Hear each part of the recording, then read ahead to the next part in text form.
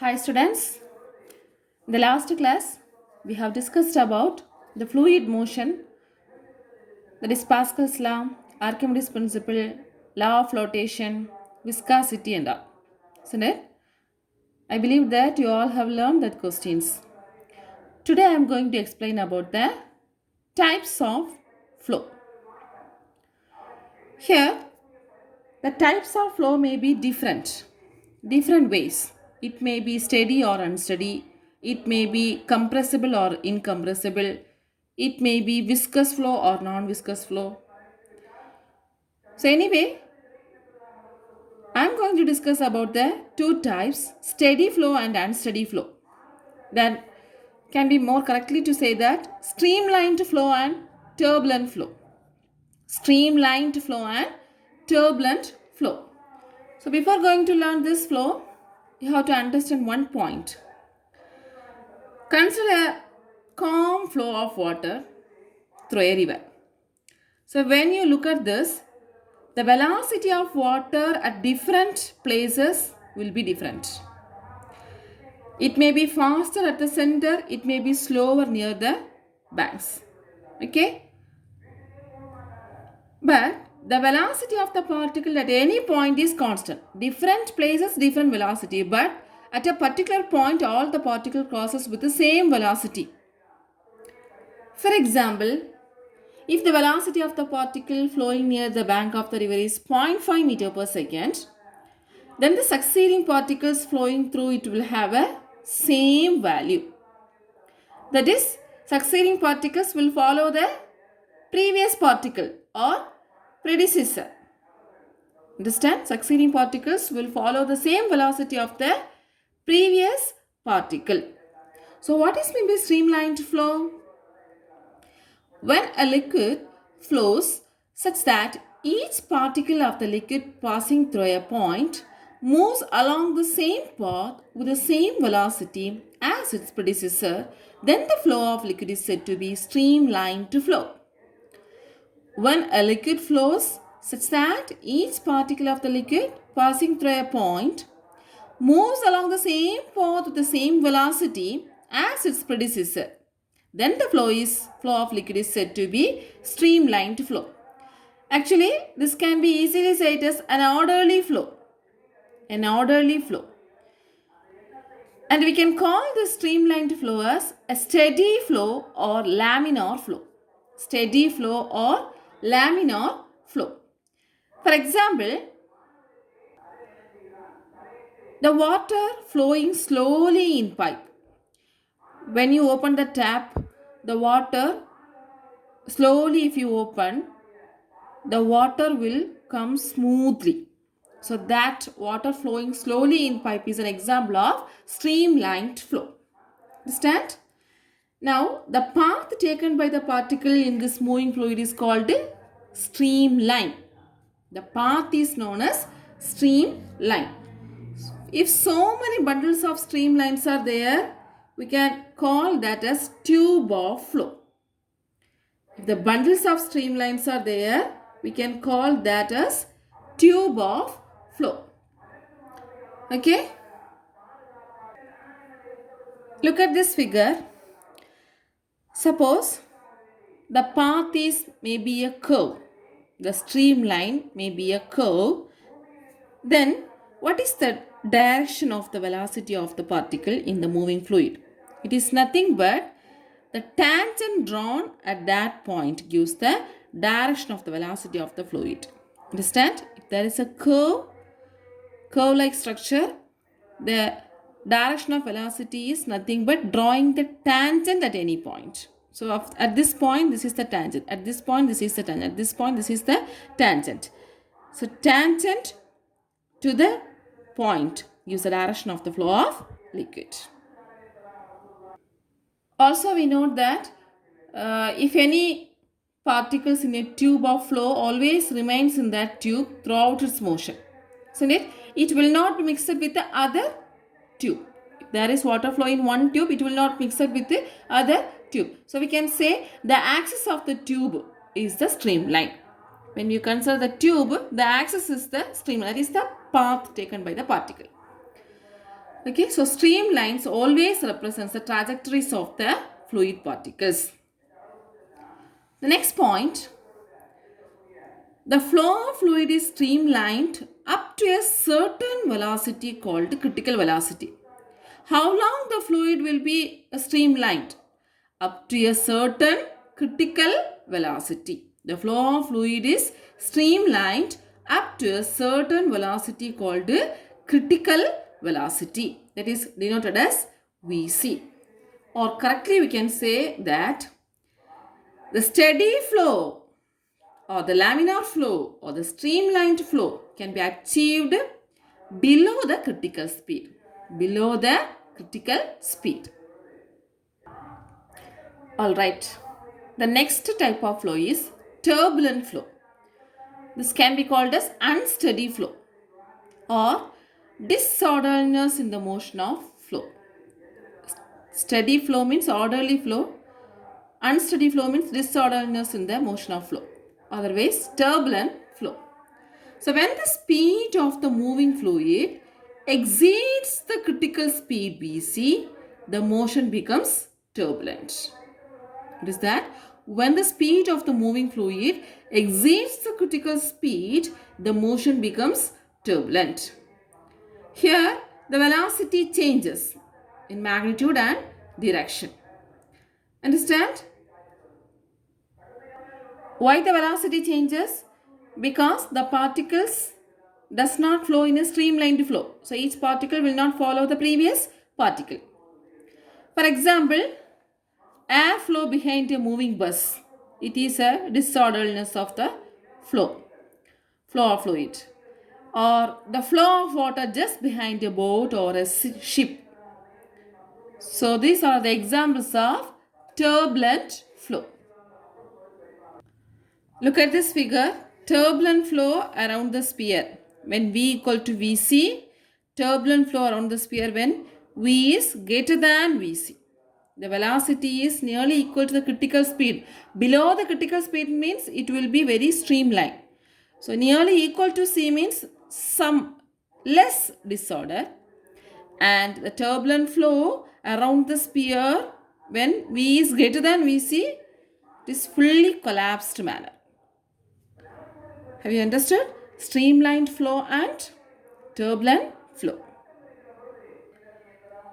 The next topic is Reynolds number. It was explained by Osborne Reynolds. Reynolds number. Okay. So Osborne Reynolds explained the nature of the flow of liquid by means of an equation. He developed an equation. It decides whether the type of flow or the nature of the flow is streamlined or turbulent. Let's see what is that equation. That equation is RC is equal to rho Vd divided by eta.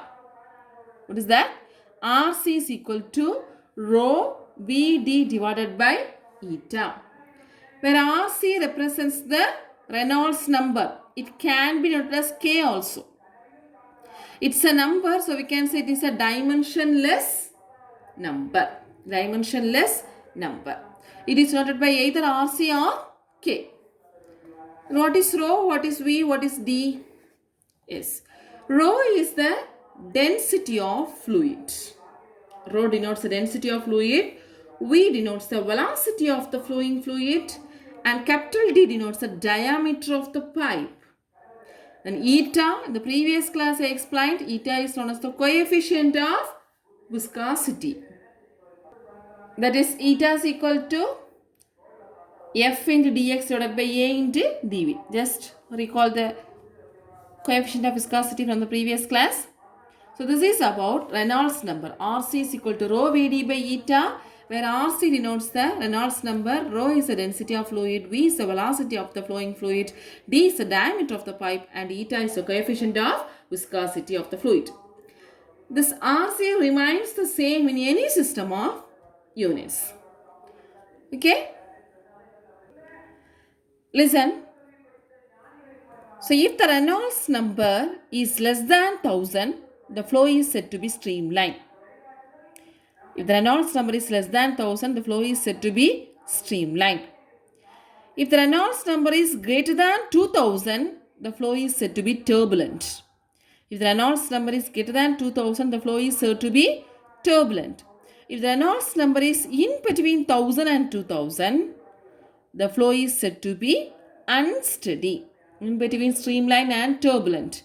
So we can call it as unsteady. Understand? So this is the way we can decide the nature of the flowing fluid. So this is about Reynolds number. It is a dimensionless number. Regarding this Reynolds number, you have to understand one more concept called the law of similarity. Law of similarity. What it states? It states that when there are two geometrically similar flows, both are essentially equal to each other as long as they embrace the same Reynolds number. This is known as law of similarity. That means when two liquids, oil and water, of different densities, which flows in pipes of same shapes and same size, there the turbulence is almost the same value of RC. This is known as law of similarity. So if you consider two different densities like oil and water fluids, and both are flows in different pipes, but the pipes have same dimension, same shapes and same size. In that, the turbulence sets in almost the same value of RC. That means law of similarity. Once again, it states that when there are two geometrically similar flow, same pipe, same shape, same velocity, geometrically similar flows, both are essentially equal to each other as long as they embrace the same Reynolds number. If the turbulence surges in at almost the same value of RC. This is very important in technological applications. Actually, the space of ships, the shape of ships, submarines, racing cars and airplanes are designed in such a way that their speed can be maximized. Alright, so far we have discussed about streamlined flow and turbulent flow, then Reynolds number. Now, terminal velocity. Terminal velocity. To understand this concept, consider a large liquid column. A container, it consists of liquid,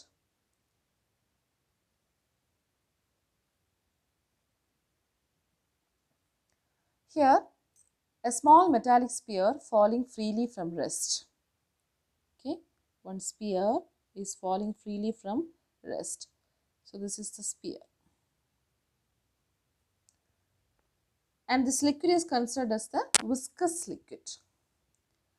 Now, what are the forces acting on this sphere? The forces acting on the spheres are, one is gravitational force. Gravitational force acting downwards, that we can consider as W. Okay, gravitational force, which is acting downwards. The next one, an upward force, that we can call it as upthrust force, U, or we can say buoyant force. Okay, upthrust force or buoyant force. Second one is upthrust. The next, this is because of viscous fluid, one viscous force also acting. Viscous force is acts always in the direction opposite the direction of the motion of the sphere. So the motion of the sphere is acting downward. So what is the direction of the viscous force? It is acting upward. So third one, viscous force. Viscous force. So these are three forces acting on the sphere when it is falling from the rest to the large liquid column. Okay, so gravitational force W is acting downward, Upthrust force U is acting upward and viscous force also acting upwards. Viscous force always acting opposite to the direction of the motion of the sphere. Here, at first the acceleration, the downward direction will be higher, isn't it? It is going very fast. So the velocity of this sphere increases and the velocity of the viscous force also increases. So when the sphere falls down, the downward force is actually greater than the upward force. So upward force is less than the downward force. So we can say the velocity of the sphere increases, so velocity of the viscous force also increases. So when the velocity in the downward direction is increases means the velocity in the upward direction, that is the viscous force, also increases. So at a particular stage, the downward force balances the upward force. Okay, at a particular stage, the downward force balances the upward force and the resultant force on the sphere becomes zero. So we can say it moves with a constant velocity. When the sphere will move with a constant velocity, the net downward force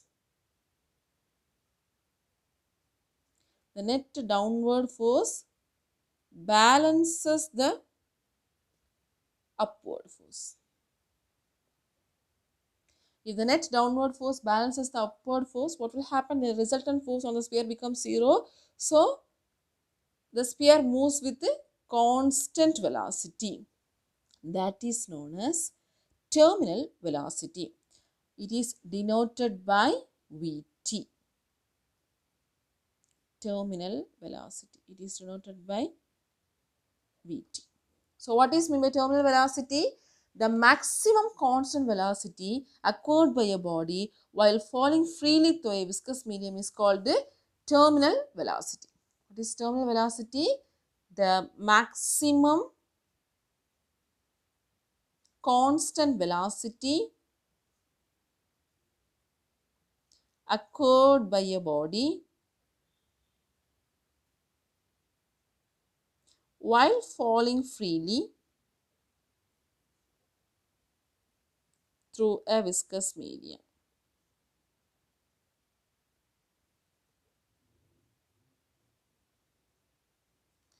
Through a viscous medium is called terminal velocity. So what is terminal velocity? Once again, the maximum constant velocity acquired by a body while falling freely through a viscous medium is called terminal velocity. They have plotted the graph between time and velocity of the falling sphere. The time is taken along x-axis and the velocity of the falling sphere is taken along y-axis. They have observed the graph like this. What is that? First, the sphere is accelerated initially. So, the velocity increases and in course of time it becomes constant. So, it attains the terminal velocity. So, here it is constant. Understand? Now, we are going to learn the expression for terminal velocity. In order to find the expression for terminal velocity, consider a sphere of radius r. Sphere of radius r which falls freely through the liquid. The liquid is viscous liquid and eta be the coefficient of viscosity of the liquid. Coefficient of viscosity of the liquid. Here rho be the density of the sphere. Density of the metallic sphere. And sigma denotes the density of the fluid. So consider a sphere falling freely from rest and entering into the liquid column. The liquid is viscous liquid and the sphere of radius r, it has the coefficient of viscosity eta Rho is the density of the sphere, sigma is the density of the fluid. Of course, we know that there are three forces acting on it. One is the downward force acting, that is gravitational force acting downwards, isn't it? And upward force, upthrust force. Then there is a viscous force which is also acting upward direction. So three forces. What and all? Gravitational force. Gravitational force we can consider as Fg. Then upthrust force, upward force. This is considered as U. Then viscous force. Okay, viscous force, that is considered as F. So let's find these values. Then we can find out the terminal velocity. First, gravitational force acting on the sphere. What is the formula for force? Mass into acceleration. Here, because of gravitational force, we can say m into g. This again can be written as, this mass can be written as density into volume. Density is equal to mass per volume, or mass is equal to density into volume and into g. Understand? So what is the density of this sphere? That is rho. So rho, volume of the sphere. What is the formula for volume of the sphere? 4 by 3 pi a cube, or here the radius is taken as r, so we can consider as 4 by 3 pi r cube and 1g. So what is the Fg value? Fg value is 4 by 3 pi r cube rho into g. This is actually downward force. Next, the upthrust force, U. Upthrust force is actually equal and opposite to this, isn't it? So this also can be written as mass into acceleration due to gravity. So m into g. So here the mass, m into g means, what is mass? Density into volume. Here the density used as sigma, because upthrust force because of the fluid, isn't it? So we should use the density of the fluid. So what is the density? Sigma, which is acting on this sphere. So 4 by 3 pi r cube into g. So it can be written as 4 by 3 pi r cube sigma into g. The next one, viscous force, that can be written as, actually it is from Stokes' law that we will learn in the next class. So anyway, it is, the formula is 6 pi eta r Vt. Now just keep it in mind this formula. Next class I will explain this formula. 6 pi constant, eta is the coefficient of viscosity, r is the radius of the sphere, Vt is the terminal velocity. Okay. What is the condition for terminal velocity? At a particular stage, the upward force and the downward force balances at most with the constant velocity, isn't it? So our aim is to calculate terminal velocity. So a terminal velocity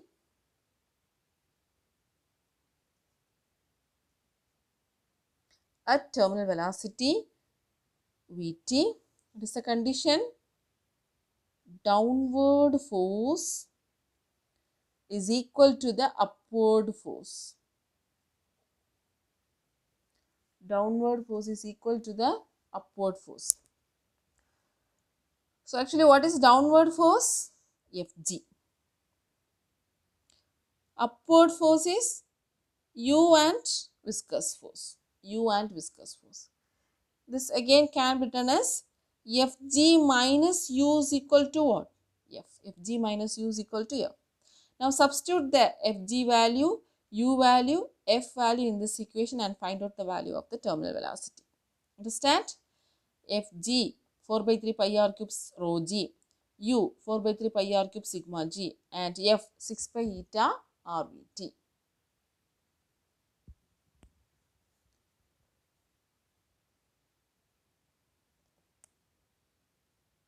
Rho g minus 4 by 3 pi r cube sigma g is equal to 6 pi eta r Vt.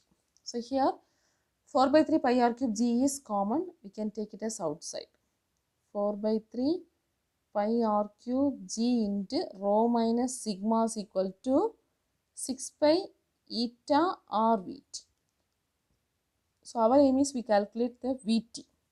So Vt alone we can take it as one side. The other things we can simplify. Pi and pi get cancelled. Okay. 1 r cube. Here 1 r get cancelled. So remaining 4 by 3 r square g into rho minus sigma is equal to 6 eta Vt. From this Vt is equal to what? Vt is equal to 4 by 3 r square g into rho minus sigma into 1 by 6 eta. Okay. So we can simplify this 4, 2, 3. So 2 r square rho minus sigma into g divided by 3 3s are 9. 9 into eta. So this is the value of terminal velocity. Understand? Vt is equal to 2 r square rho minus sigma into g divided by 9 eta. From this what can we understand? Vt is directly proportional to r square. Here rho, sigma, density of the sphere, density of the fluid, acceleration due to gravity, coefficient of viscosity of the fluid, everything constant. So Vt directly proportional to r square. That means terminal speed of the sphere is directly proportional to the square of its radius. Understand? So once again listen.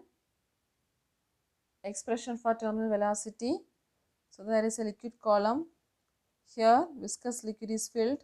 One sphere is falling from the rest. Three forces acting. One is gravitational force acting downward, upward force, upthrust force, and viscous force acting upward. Okay. So r is the radius of the sphere, eta is the coefficient of viscosity, rho is the density of the sphere, sigma is the density of the fluid. Now we have to write the three forces, that is Fg is equal to mg. Mg means mass equal density into volume into g. So density rho, volume is volume of the sphere 4 by 3 pi r cube into g. 4 by 3 pi r cube sigma rho g. So upthrust force 4 by 3 pi r cube sigma g. Again F, the viscous force 6 pi eta r Vt. So at terminal velocity, what is the condition? Downward force is equal to upward force. So Fg is equal to u plus F, or Fg minus u is equal to F. If you substitute all the values, we will get the terminal velocity.